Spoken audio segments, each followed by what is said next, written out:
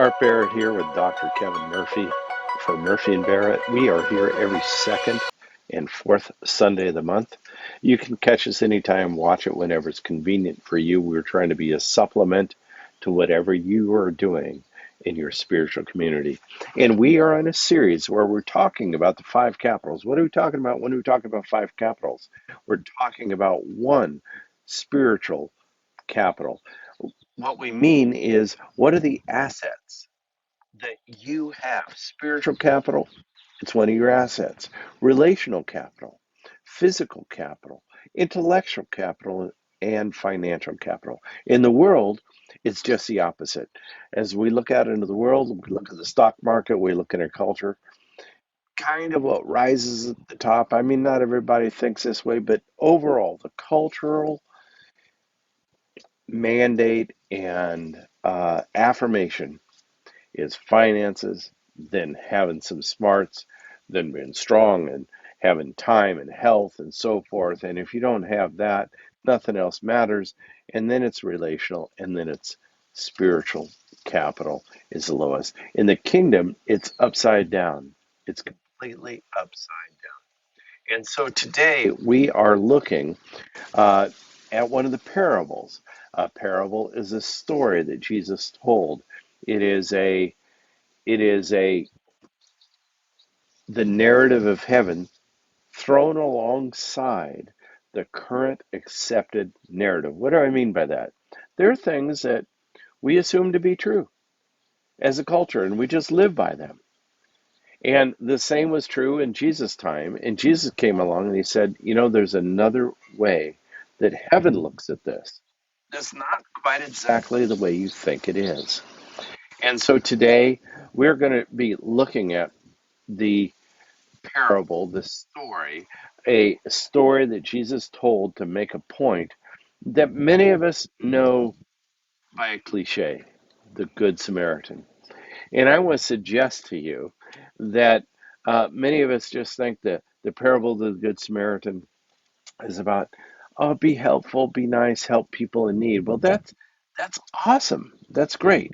But one of the things that uh, Dr. Kevin points out to us over and over about the parables is that Jesus says to his disciples, "Blessed are they who have ears to hear and eyes to see," meaning that the parables, uh, there's a meaning on the surface, but there's a deeper meaning for those who really understand what Jesus is talking about.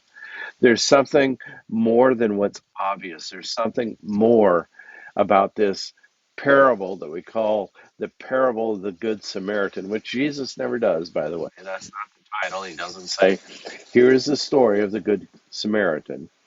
He just tells a story. And again, a parable is a story that relates the values of heaven alongside the values of the world. The way we think it is, Jesus uses these stories to say, this is the way it is viewed from heaven. So let me read this story for you. And what we're going to find is a young lawyer, a guy who's really smart, a guy who's really educated. The guy has it all together.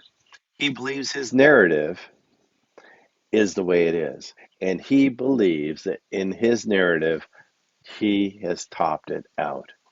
And he comes up and he challenges Jesus, like, uh, try to act like I'm not all it is. Okay? And so I'm going to pick this up in Luke chapter 10, and we're going to start at verse 30.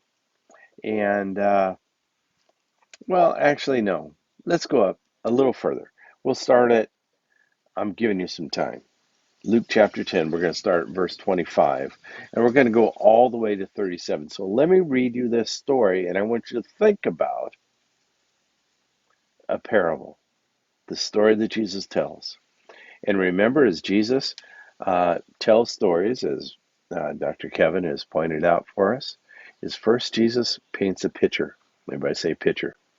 He paints a picture. See This is this is what I want you to see. And then that picture, what Jesus does is he makes that picture a mirror, meaning I see myself in that picture. I see myself in the story, and then it becomes a window or a lens for how I'm to live into the world. So let's just go ahead and begin with this. Verse 25. One day, an expert in religious law stood up to test Jesus by asking him this question: Teacher, what must I do to inherit eternal life? Now, remember, that's really the key. He's like, you know, uh, what do I need to do to get the best life? To get eternal life. And Jesus says, well, what's the law of Moses say? How do you read it? In other words, Jesus is saying, I know you think that you measure up to the law, to the way it is. So why don't you tell me what it is that is your measure, what you measure yourself by? Well, the man answered in verse 27, you must love the Lord your God with all your heart, all your soul, all your strength, and all your mind, and love your neighbor as yourself. Right, Jesus told him. Do this and you will live. That's the end of the story. But this man has something else going on. It says the man wanted to justify his actions. In other words, he wanted everybody to see that he had it all together. So he asked, well, who's my neighbor? That was a dumb thing to ask Jesus. And Jesus replied with an illustration, a picture, a parable. He said a Jewish man was traveling on a trip from Jerusalem to Jericho. Meaning the implication is he's just been at the temple, he's just worshipped, he's one of your countrymen. You might have just been at church with him, and he's on his way to Jericho, and he was attacked by bandits.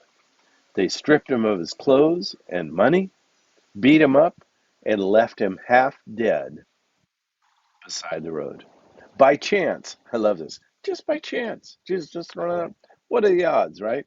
By chance, a Jewish priest came along, and when he saw the man lying there, he crossed to the other side of the road and passed him. I want you to catch that when the priest came along and saw another Jewish brother in trouble and bleeding, not only did he pass him by, but before he passes him by, he crosses to the other side of the road and then passes him by.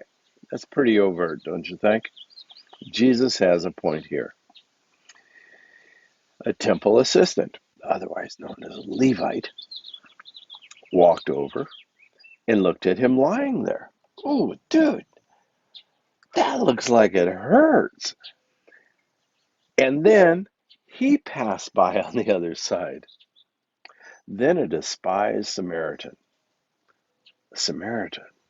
not a Jew, a Samaritan, that's the key here, came along, and when he saw the man, he felt deep pity. I want you to pause and think, what was it the priest felt? What was it the Levite, the temple assistant, felt? What do you think God feels when he sees somebody victimized like this? When the despised Samaritan came along and he saw the man, what did he feel? Deep pity. And kneeling beside him, the Samaritan soothed his wounds with medication and bandaged them. Then he put the man on his own donkey and took him to the inn where he took care of him. The next day, he handed the innkeeper 2 pieces of silver and told him to take care of the man. Now, check this out, okay? It's an interesting word for this inn because the road from Jerusalem, where everybody had to go, to worship, to Jericho, is probably a drop of 3 to 4,000 feet. Uh, Jericho is about 1,000 feet below sea level, and as we're approaching the Dead Sea, and Jerusalem is about 3,000 feet above sea level. So it's this road down, down, down, down. And it's a dangerous road. It's somewhere between 17 to 18 miles in here, but it's a dangerous road. It's well known for robbers and thieves and all this kind of stuff. And it's a journey that, I mean, you just can't make it in a day. So there's these little inns along the way. The interesting thing is the name of these inns uh, kind of is like a name for like all, everyone's in. Meaning it's sort of like the roadhouse on the side of the road that if you got the cash, you wouldn't stay there. But it's a place where everyone is welcome. And here it comes.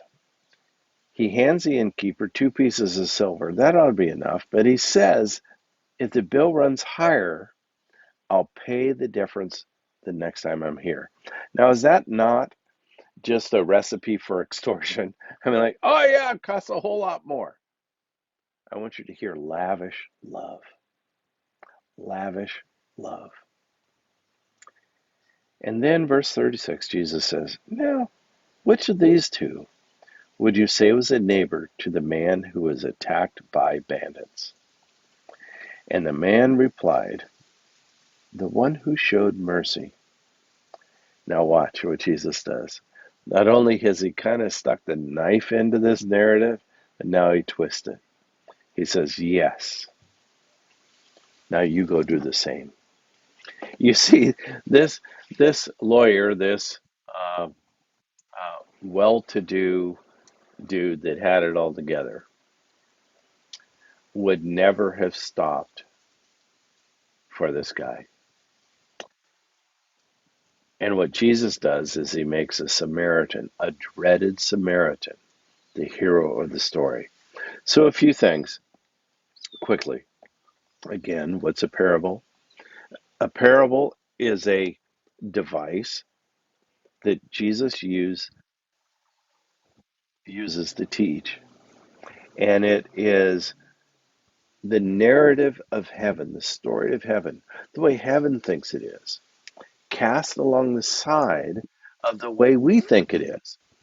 And what the clincher is not just the way I think it is, but the way I think heaven thinks it is. And therefore, when I live up to the way I think it is, then I'm good. And that's where this lawyer comes from. And Jesus says, it's not quite the way you think it is. So the young lawyer is confident in his place in the narrative. Like, yep, dude, pass that dude by. He's bloody. You know, it would be, you'd be ceremonially unclean to touch him. Uh, I was just at the temple. I just gotta hurry by. There's all kinds of reasons that aren't really stated in the story of why the priest and the Levite both pass him by. However, I would also point out that the whole expectation in the story, Jesus is using a lot of dynamic storytelling devices. It's like, this horrible thing happened. This man is attacked by robbers. Well, it's not such an unusual story on this road, but he's telling a story, and it's like he's attacked, and he's robbed, and he's left naked, and he hardly has any clothes. But by chance, here we go. A priest shows up. Oh, good, good, great news. This is going to work out awesome because the priest is the guy you expect to do good. But he's like, that would violate uh, my oaths, and be unclean for me to go over and touch a bloody little dude over there. So I'm going to choose this law rather than the law of love, rather than the law of love your neighbor. And he passes by. Now the crowd who's hearing Jesus has to be going, oh. Dude, I thought the priest, man, the priest, he'd be the guy. But here comes another guy, a Levite. Oh, for sure, this is going to happen. And you know the story here. Well, what's interesting is the expectations of the people. The expectations of the priests and the Levites are going to be the people to help, for crying out loud. You didn't just volunteer to be a priest. It only happened by uh, by lineage. It's like your nobility. You could trace your line back to Aaron, and the Levites back to the servants of Aaron. These are people that they got the stuff. They got the stuff that you and I, average people, don't have. And they have the answer. They have the help. They're going to bring the gifts. They got the treasure. They're going to do the thing. And they pass on by. Because who does the lawyer identify with? Well, the right ones, the priest and Levi. Hmm. Well, one of the things that I want you to see in here, and we're going to get, I want you to keep in mind, there's a picture that Jesus is painting, and then he's going to switch it to a mirror. Where do I see myself? Well, I believe this is the story of the upside down kingdom. That the people who you think have the nobility and the lineage and the credentials and all the kind of stuff, they're not the ones we're supposed to be dependent on. They are not the providers. They are not the nobility, the feudal lords. It's an upside down kingdom. The hero of this story is someone you would never expect, a hated and despised Samaritan. Also, I think there's a story here that's the story of Jesus. Because really what happens is that Jesus is the unsuspected one who comes alongside you and I, who are hurt and helpless, and he lavishly provides for us, brings healing and life and provision above anything. So it's a picture where Jesus is kind of saying, you know, this is what I'm doing here, and this is the way you're supposed to be too. This is what it looks like to love your neighbor. It's also a story that says self rightness is not enough. We have something in our culture where there's a whole lot of people that are more concerned about being right than being good. Now, it would have been really good for the priest to go over and help this guy, but it wouldn't have been right. See, there's a narrative, there's a story in our culture, as there was then, that is true now, and that narrative is not the narrative of heaven. It's a story that says that we're all neighbors, that we're actually all family, because the priests and the Levites would have said, the Jews would have said, only another Jew is a neighbor, is family. And yet here is actually a Jew, somebody within their tribe, and they're not loving and providing for them.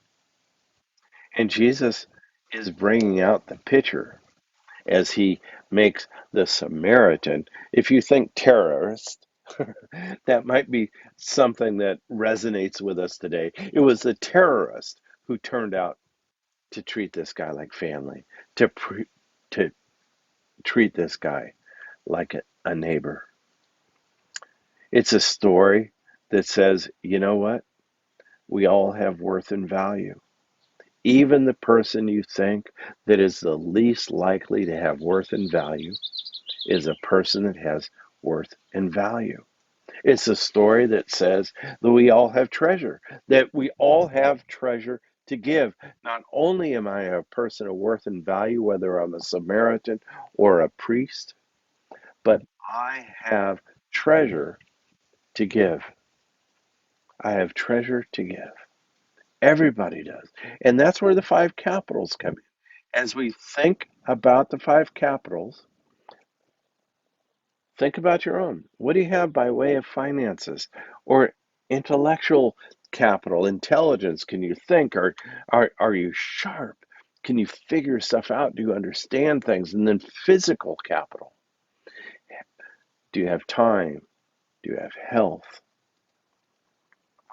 Relational capital. Are you good with people? Have you made some friends? Can you lean on those friends? Can those friends lean on you? And spiritual capital, do you have spiritual insight? Something that you've discovered with God that you can share with somebody else. Well, the victim in this story who was attacked by the robbers is running on empty in all five caps. He's been beaten, he's been robbed, he's been stripped, and he's been left for dead. The priests and the Levites, they're not running on empty, but they're running away. The very ones that we would expect, because they're the people of privilege. The people of privilege that we would expect would be the ones to provide, actually run away. They should be giving of their treasure. They have a good deal of treasure. They could have done something, but they choose not to. And then we have the Samaritan, the last one you would expect to actually have treasure. And then if they had treasure, they would never give it to a Jew, to someone different than them. Because in the story, it's about us looking and saying, there's somebody like me, but I'm not going to give what I have to them. And the Samaritan is somebody who says, there's somebody that's not at all like me. And I'm going to take what I have and I'm going to give it to them. And he gives it freely. Do you see the picture? So now we're at the place of the mirror. And in the mirror, I have to admit that sometimes I am the priest in this story. I have an excuse. I'm like, oh man, I'm in a hurry. That's I'd get cooties if I went over there. Sometimes I'm the Levite. I was like, oh, I went up, checked it out, went, can't help here.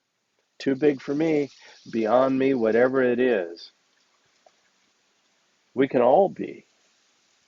Have you not been the priest in the story, the Levite in the story?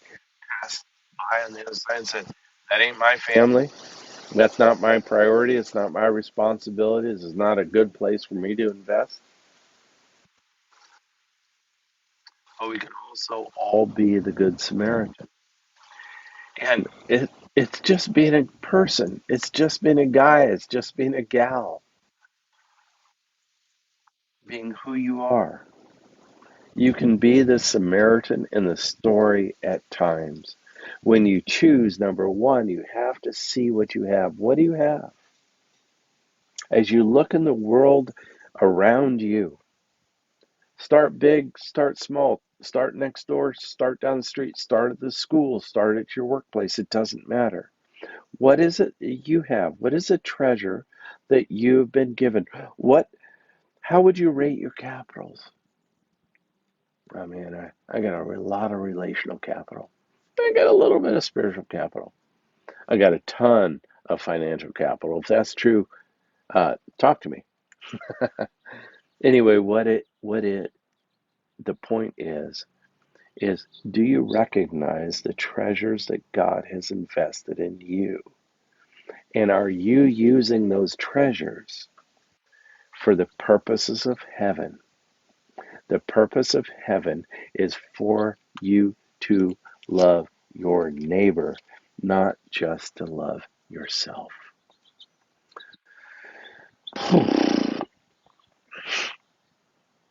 Wow.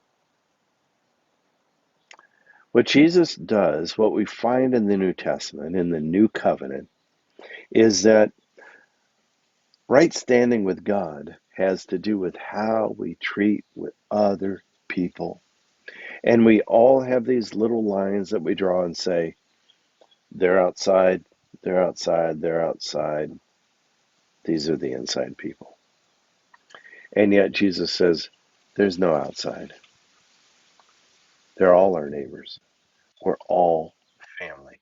And the obligation isn't every time you see somebody to give everybody everything, all you have, but it is to recognize that you have been given treasure so that you can represent the values of heaven the way Jesus does in the life of someone else.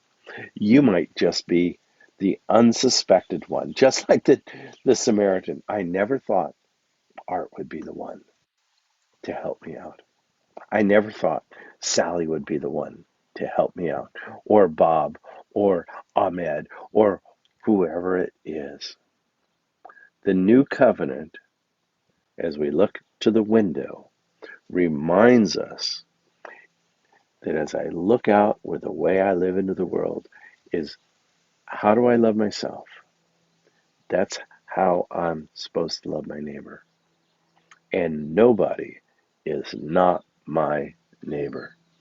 The new covenant changes my standing with God from just being a vertical relationship with what I do with God and what I give and what I sacrifice and the rules and the rightness and all that stuff, to not only being about being good, not only being about right, but being good. And good has everything to do with how I love my neighbor. I would encourage you today to take a look at those 5 capitals, write them down. I'm not going to repeat it. You can back this up if you need. You should have wrote them down earlier. So what do I have? And how am I using what God is giving me to love my neighbor? God bless. I hope you enjoy meditating on these thoughts. Lord Jesus, speak to us, reveal to us your heart. We're all this attorney. We are all this lawyer. We all think like them. We think we're right. We think we're good enough. We think we're justified.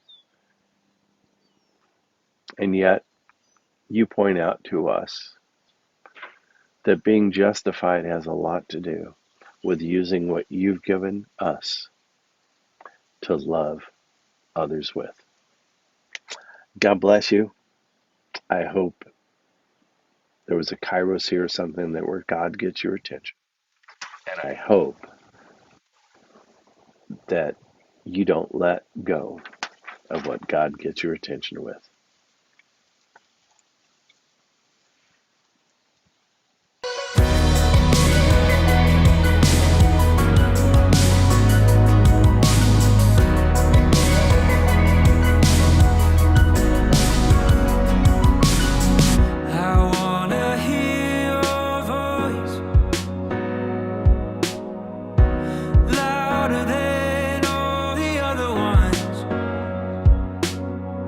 You say